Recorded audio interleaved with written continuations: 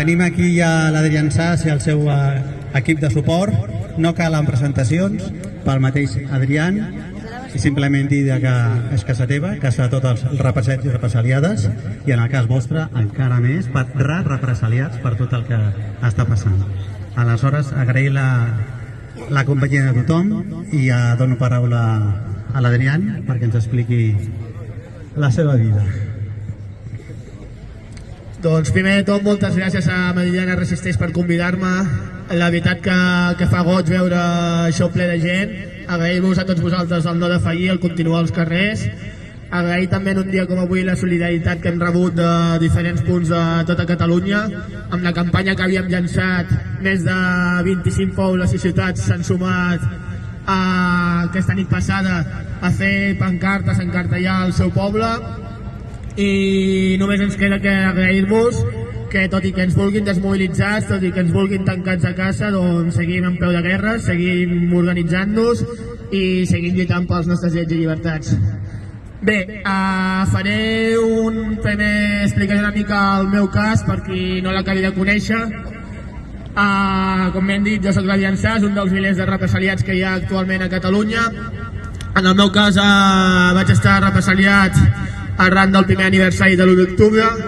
Suposo que, com tots recordeu, doncs l'1 d'octubre del 2017 vam ser capaços d'organitzar-nos per poder votar l'autodeterminació, un exercici veritablement democràtic que en un estat feixista i antidemocràtic com és l'estat espanyol doncs ens volien prohibir, ja que ells això de la democràcia no ho porten gens bé. Però tot i els mecanismes repressius, tot i la brutalitat policial, vam ser capaços de defensar els col·legis ficant el nostre cos per davant. Doncs l'any següent, el 2018, com dic, el primer aniversari, vam sortir un altre cop al carrer. Aquest cop per tres motius. El primer de tots era per denunciar la brutalitat policial que l'estat espanyol va exercir contra el poble català.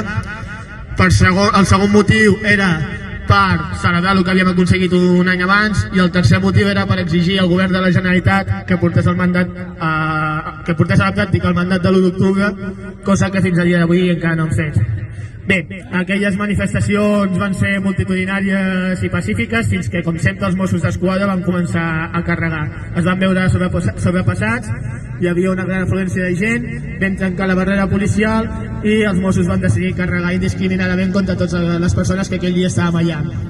Amb una petita diferència potser, i és que aquell dia el poble català, cansat de rebre primer els mastegots de la policia espanyola i després de la policia catalana, doncs va decidir exercir el legítim dret a l'autodefensa. Aquell dia, però, ni em van identificar ni em van detenir ni res. Jo vaig marxar tranquil·lament cap a Vilafranca, cap a casa, tranquil·lament, tot i que una mica estomacat després de les pilotades de foam i els porrassos que vaig rebre, però, com dic, sense identificacions ni sense estar detingut. No va ser fins diversos mesos més tard que un dia, mentre caminava pels carrers de Vilafranca, d'on soc, amb mon pare. Vull destacar això perquè jo soc asturiano de naixement, no? I mons pares, quan es van jubilar, van marxar cap a Astúries, i en aquell moment feien 2 anys que no ens veiem. Van vindre a Catalunya a passar el Nadal junts, i quina casualitat que 2 dies després que arribessin, quan vaig voler sortir a prendre alguna cosa amb mon pare per ficar-nos al dia, doncs de cop 6 Mossos d'Esquadra paisà ens van assaltar. Dic quina casualitat perquè portàvem mesos seguint-me i van triar aquell dia expressament, segurament, per fer tot el mal possible, no només a mi, sinó a la meva família. Com dic, 6 Mossos d'Esquadra ens van assaltar, se'm van emportar detinguts sense donar-me masses explicacions i vaig passar a disposició judicial. Vaig estar a la comissaria dels Mossos d'Esquadra i a la sala dels Mossos d'Esquadra de Vilafranca tota la nit, fins l'endemà que vaig passar a disposició judicial i em van fer un judici ràpid. En aquell moment va haver un gran destacament policial amb més de 6 o 7 furgonetes dels Mossos d'Esquadra fortament armats, però alhora també hi havia una gran afluència de gent de Vilafranca, una gran manifestació que em donava el seu suport.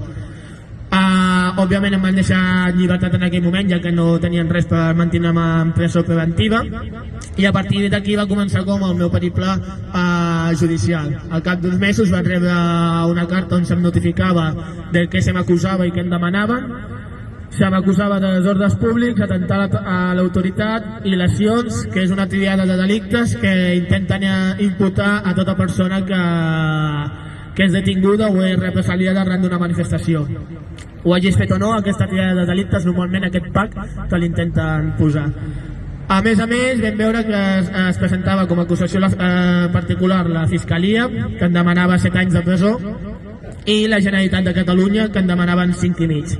La pròpia Generalitat de Catalunya, que ens animava a sortir al carrer al crit de preteu, no teníem por en enviar-nos als Mossos d'Esquadra a apallissar-nos, sinó que a més es presentava com a acusació particular. Bé, aquest fet nosaltres des del grup de suport ho vam voler denunciar des del principi, que es presentés com a acusació particular, no només en el meu cas, sinó en la resta de casos on es presentava. Vam tindre una reunió al Parlament amb els grups processistes, en els quals estaven Junts per Catalunya, Esquerra Republicana, En Comú Podem i la CUP. En aquella reunió els vam exigir això que dic, que retiressin d'acusació particular de tots els casos. Ells ens van dir que sí, que estiguessin tranquils, que estaven treballant en això. És més, de camí cap a casa després de la reunió, ells s'havien de reunir i em va trucar el del Masses afirmant-me que estiguessin tranquils, que la Generalitat s'anava a retirar del judici. El judici era al cap de 2 dies d'aquesta reunió, ens presentem al judici i, oh sorpresa, la Generalitat no es va retirar. No només no es va retirar, sinó que a més va presentar un agreujant d'instrument perillós, i és aquest agreujant el que fa que la meva condemna superi els 2 anys de presó. Ja que consideren que un pal de bandera és un instrument perillós, que això vol dir que pot causar ferides greus o fins i tot la mort a un policia fortament uniformat i d'això. A més de no retirar-se després del judici i de tindre-li que explicar a la gent que estava fora, perquè a més això va ser en època Covid, per tant ningú va poder entrar al judici. Quan vaig sortir a fora li vaig tindre que explicar a tota la gent de Vilafranca que